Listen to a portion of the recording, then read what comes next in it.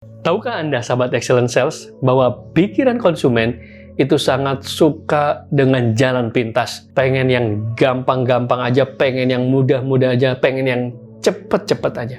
Kita akan bahas apa saja mental shortcut seri video kedua.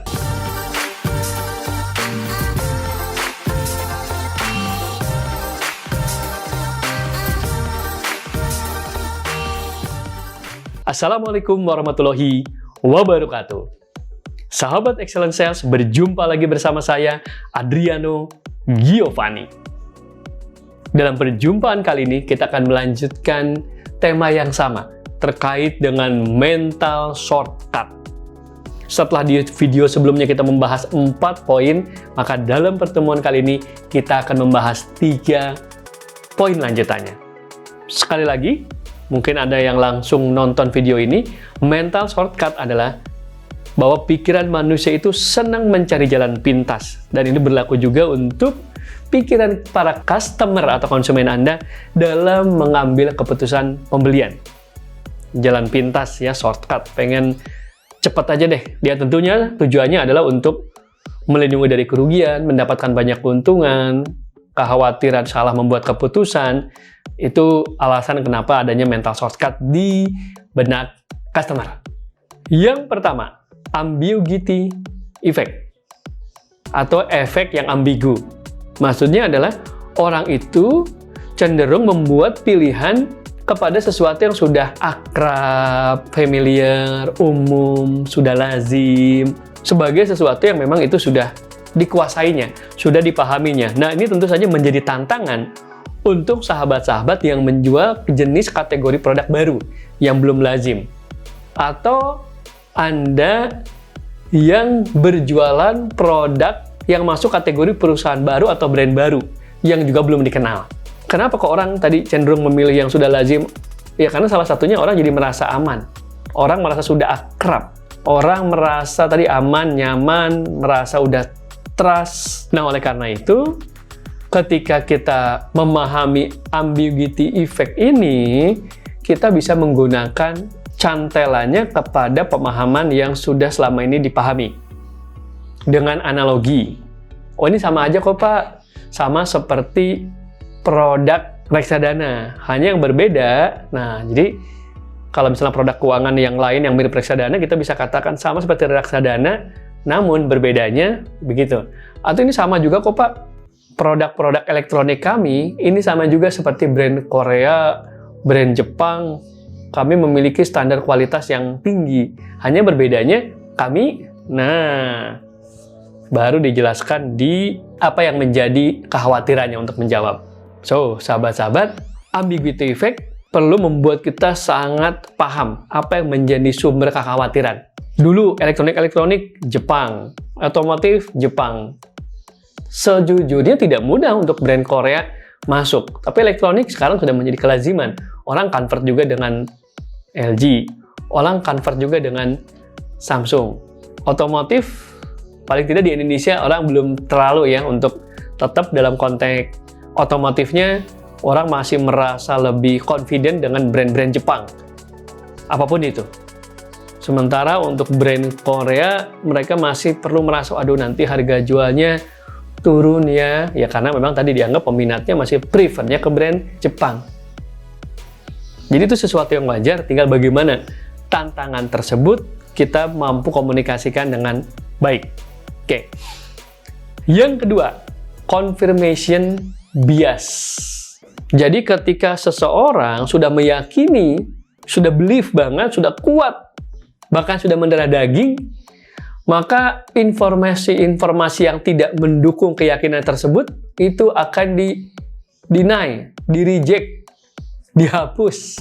Nah, ini bisa berhubungan nih dengan yang tadi, ambiguity effect tadi. Ketika kita tuh udah loyalis kepada satu brand tertentu, sebutlah kepada brand Apple, kita udah bener-bener wah jatuh cinta.